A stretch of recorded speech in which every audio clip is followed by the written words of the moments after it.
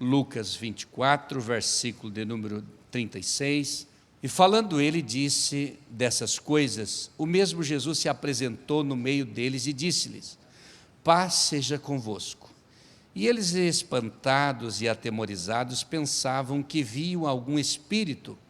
E ele lhes disse: por que estáis perturbados? E por que sobem tais pensamentos ao vosso coração? Vede as minhas mãos e os meus pés, que sou eu mesmo. Tocai-me e vede, pois um espírito não tem carne nem ossos. Como vedes que eu tenho?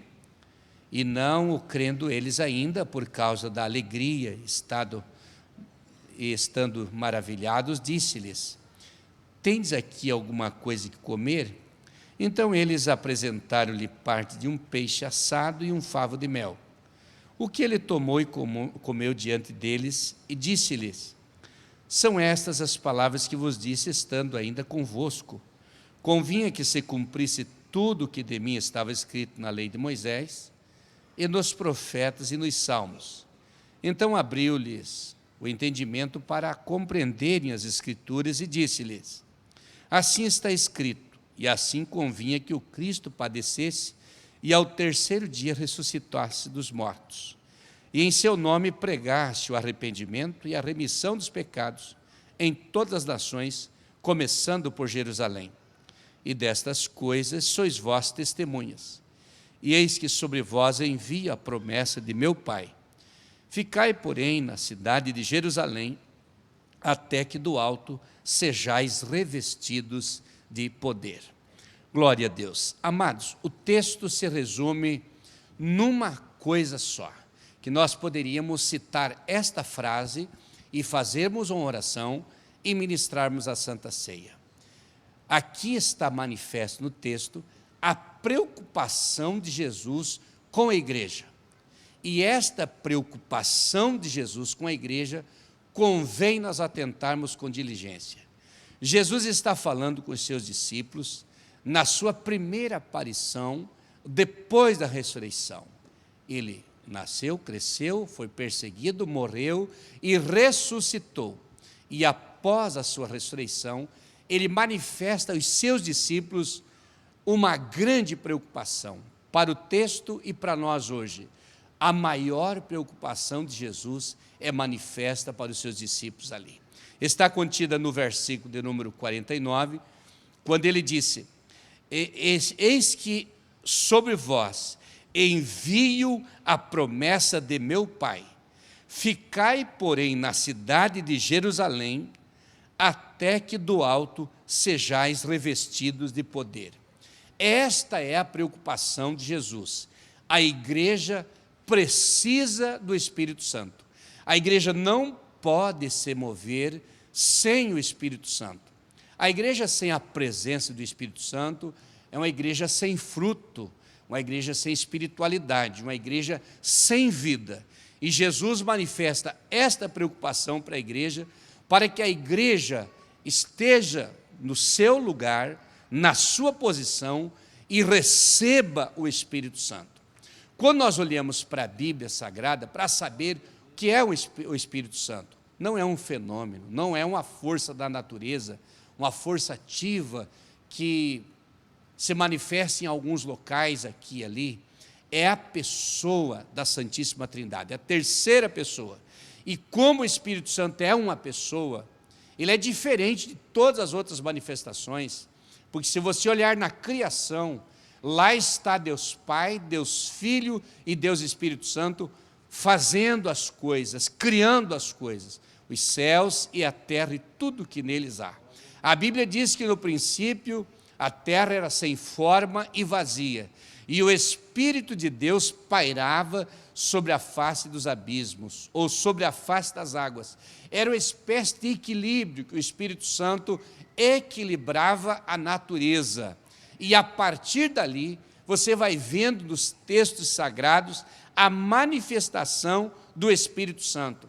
Você vai vendo ao longo da história do Velho Testamento, como ele fez com as pessoas após a criação, que é uma coisa muito profunda, e quando se estuda as dispensações, entende perfeitamente a ação do Espírito Santo, mas a atitude, as ações dele sobre as pessoas.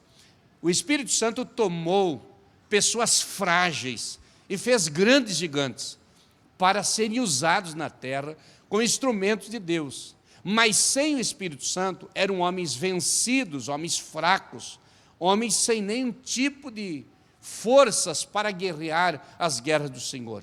Nós poderíamos olhar para a vida de Moisés. Moisés, tomado pelo Espírito Santo, ele fez coisas grandes, abriu o mar vermelho, fez chover codornizes, tocou na rocha e verteu água, fez coisas tremendas pela força do Espírito Santo. Lá no Egito, pela força do Espírito Santo, ele fez a vara se transformar em cobras, determinou as pragas do Egito pela força divina, pelo poder do Espírito de Deus na sua vida.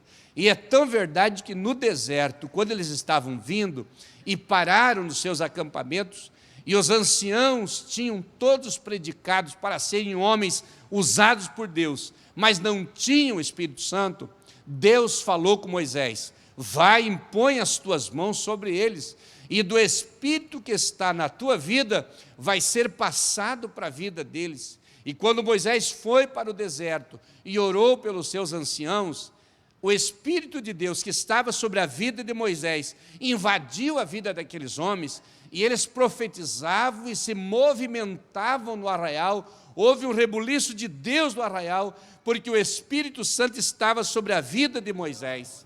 Se olharmos para a vida de Elias, homem frágil também, como Moisés era frágil, Elias também era, mas com a força do Espírito Santo, ele desafiou os profetas de Baal.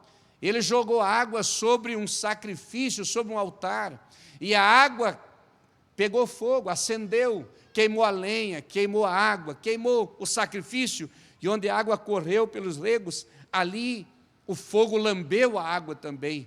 Pela força do Espírito Santo, Elias desafiou os profetas de Baal, fez coisas tremendas, desafiou Acabe, profetizou, morreu gente que resistiu à presença de Deus na vida do Elias, pela força do Espírito Santo. Se pensarmos em outros homens também, como Otoniel, quando Otoniel se colocou nas mãos de Deus, e o Espírito Santo veio sobre a vida dele, e começou a governar Israel, por 40 anos Israel teve paz, porque um homem de Deus, cheio do Espírito Santo, estava na frente da nação de Israel. Se pensarmos na vida de Davi, um homem tomado pelo Espírito Santo, que mata um urso, que mata um leão, que vence o gigante Golias, mas pela força do Espírito Santo que está na vida dele. Sem o Espírito Santo não seria nada, seria um homem frágil, um homem fraco. Mas poderíamos também pensar no Sansão. Sansão era um homem frágil, fisicamente falando, não tinha tamanho de um gigante, mas quando Deus tomava a vida de Sansão, se transformava no homem mais forte da história, o homem mais valente da sua época. Matou 1000 homens com a queixada de jumento, partiu um leão pelo meio, fez loucuras contra os inimigos da obra de Deus. Por quê? Isso não é uma coisa comum, é a presença do Espírito Santo, a graça do Espírito Santo derramado sobre a vida desse homem. Poderíamos pensar no Espírito Santo, para sermos rápido, as ações dele, como a igreja precisa do Espírito Santo. O pai de família precisa, os líderes precisam, os jovens precisam, toda a igreja precisa. É coisa do Velho Testamento, é profecia que os profetas falaram, os patriarcas falaram, vem se desenvolvendo essa ideia de o Espírito Santo atuar na igreja, até que houve uma manifestação total do Espírito Santo no dia de Pentecostes. Mas poderíamos pensar aqui, antes de pensar na igreja, pensarmos na vida do Senhor Jesus. No ministério de Jesus, o Espírito Santo já estava lá. No batismo, ele se manifestou. Deus Pai está falando dos céus, Deus Filho está sendo batizado nas águas, e Deus Espírito Santo desce sobre a vida dele, em forma corpórea como uma pomba, e se manifesta sobre a vida de Jesus. Por que se manifesta como uma pomba? porque a pomba é o símbolo da inofensibilidade. É uma ave, não tem nada que agrida pessoas, que agrida o seu semelhante. A única defesa da pomba é voar para um lugar mais alto, diante dos vendavais e das perseguições que lhe vêm, porque ela não tem a sua defesa. Exatamente, ela simbolizou, naquele momento, a presença do Espírito Santo sobre a vida do Senhor Jesus. Depois ele é tomado pelo Espírito Santo e vai para o deserto, para ser tentado pelo Satanás, mas para vencer o Satanás, para dominar o Satanás e subjugar e expulsar o Satanás da sua frente, porque estava lhe tentando, lhe perseguindo, querer ver o seu mal, mas era o Espírito Santo na vida dele. Depois você vai ver o Espírito Santo na vida de Jesus, quando ele se manifesta para curar os enfermos, levantar os caídos, os fracos, purificar leprosos, dar visão aos cegos, tirar a lepra dos corpos tomados pela lepra, curar os paralíticos, ressecados e até ressuscitar os mortos. Você vai ver a ação do Espírito Santo sobre a vida do Senhor Jesus, mas também para expulsar demônios, para libertar os oprimidos de Satanás. Liberta o gadareno. Um homem aparece para Jesus mudo, surdo, e ele é tomado pelo poder do Espírito Santo e liberta aquele homem. Ele é tomado por Deus todos os momentos, porque o Espírito Santo veio sobre a vida dele para curar e para libertar e para ressuscitar mortos. Mas na vida da igreja, para sermos mais rápidos, a ação do Espírito Santo é desde o princípio. A igreja precisa do Espírito Santo. A igreja precisa dessa presença. Nós precisamos alimentar a nossa vida de oração, de temor de Deus, de buscar a Deus, de jejuar, de estudar a Bíblia Sagrada, para nós termos todos os dias esta presença real do Espírito Santo sobre as nossas vidas. E é tão real que no capítulo 1 de Atos, quando Jesus se manifesta antes de ser assunto aos céus, que é a repetição desse texto que eu li, com mais verbalização, com mais profundidade, porque foi escrito para um amigo. Lucas escreveu para o seu amigo Teófilo. Ali Jesus disse: cai na cidade de Jerusalém, porque descerá sobre vós o Espírito Santo, e vocês serão minhas testemunhas, tanto em Jerusalém como em toda a Judéia e Samaria e até os confins da terra. E no que aconteceu essas palavras, Jesus logo é assunto aos céus, e eles ficam olhando Jesus subir e sumir nas nuvens. Logo vem um anjo ou dois anjos e diz: vocês estão vendo esse homem que subiu? Da mesma forma ele voltará. E quando termina essa mensagem, eles vão para o templo, e lá eles ficam clamando e esperando. Era a base da igreja, era o início da igreja, era a abertura da igreja, era o começo da evangelização, era o começo da obra de Deus realizada na terra, mas eles não poderiam começar sem um revestimento de Deus na vida deles. Já tinham Jesus, já tinham se encontrado com Jesus, já eram salvos, já eram perdoados, mas precisavam de um revestimento de poder, porque Pedro, sem ser batizado no Espírito Santo, era valente, mas negou perante uma criada, não teve coragem suficiente, porque a coragem não vem do homem, não vem da terra, é uma coragem que vem de Deus, aleluia. E com esta coragem nós recebemos força e nós recebemos graça para fazermos a obra de Deus. Glória a Deus. Na vida da igreja, quando nós olhamos para isso, o Espírito Santo vem para repreender o mal, resistir o mal. A Bíblia diz que o anticristo, os demônios, a maldade impera sobre a terra. Somente há um que agora resiste, até que do meio seja tirado. É o Espírito Santo que está com a igreja. O momento que a igreja for arrebatada, o Espírito Santo sairá da terra e esse mundo se transformará num caos. Eu e você precisamos buscar a presença do Espírito Santo nas nossas vidas. Glória seja dada ao nome do Senhor. O Espírito Santo na igreja, ele distribui os dons espirituais. No capítulo 12 da primeira carta de Paulo aos Coríntios, a Bíblia diz que o Espírito Santo distribui os dons para os cristãos, para os crentes, Para uns ele dá a profecia, para outros a revelação, para outros o discernimento, para outros a palavra do conhecimento, a palavra da sabedoria, o dom da fé e os 9 dons que estão contidos ali. Quem reparte esses dons? É o Espírito Santo. O Senhor Jesus reparte os ministérios, Deus faz a operação, mas quem dá os dons é o Espírito Santo. E você está aqui para receber um dom do Espírito Santo para a sua vida. Você vai sair daqui com a graça e a unção do Espírito Santo na sua vida. Glória a Deus. Ele não só distribui, como ele também manifesta. Você tendo o dom, a qualquer momento você vai ser útil. Você tem o dom da revelação, mas se você orar e jejuar e buscar a Deus, você vai ser usado a qualquer momento com este dom de revelação.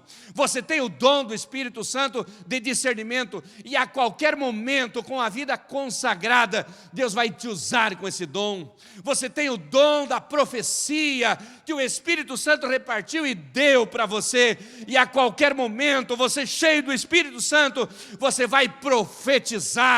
Você tem as línguas estranhas e você vai falar. Você tem interpretação e você vai interpretar, porque você precisa consagrar a vida, porque os dons do Espírito Santo foram repartidos sobre a igreja. A igreja precisa, a igreja tem, porque o Espírito Santo de Deus já repartiu a cada um de acordo com a sua capacidade. Então é por isso, pastor, que há alguns tempos que eu não falo mais em línguas estranhas.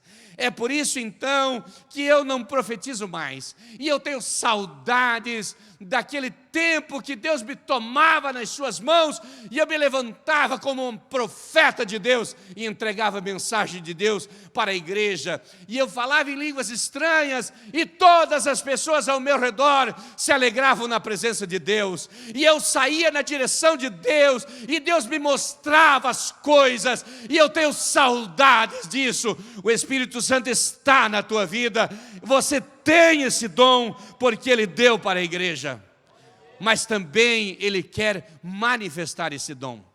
Esse dom está escondido, talvez seja a cura divina, e você precisa usar esse dom. Mas como usar?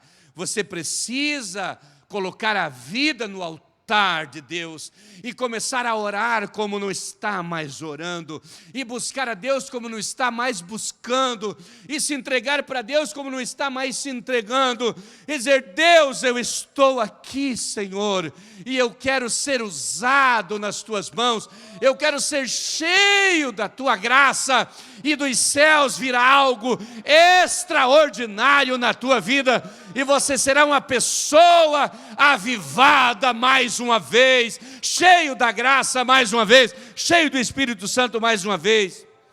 Mas os frutos do Espírito se manifestam também. O fruto do amor,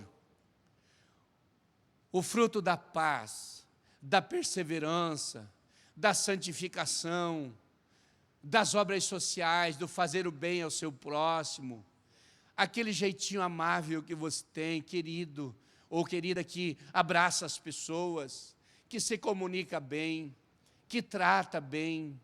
Nós falamos aqui no ano passado, me parece que foi, ou no outro ano, falamos aqui sobre o acolhimento que nós trabalhamos e como rendeu aquilo.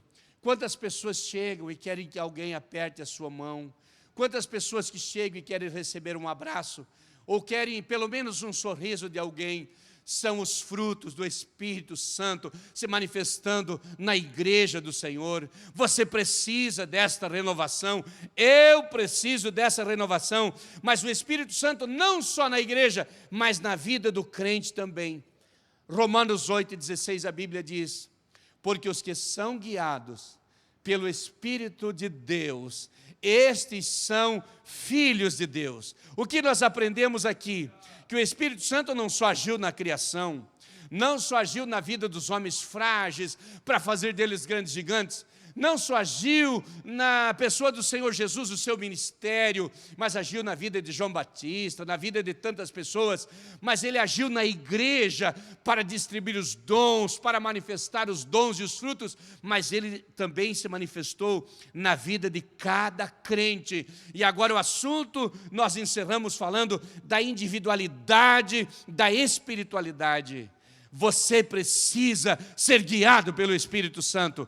Você não pode errar o teu caminho. Você não pode errar as tuas decisões. Você não pode errar os teus projetos. As tuas metas têm que ser submetidas à presença do Espírito Santo. E Ele vai ensinar, e vai trazer paz, e vai conduzir pela sua graça, porque Ele faz lembrar, Ele consola, Ele fala, Ele age, Ele intercede, Ele geme junto, Ele chora junto, porque Ele é o Espírito Santo sobre a vida de todos nós.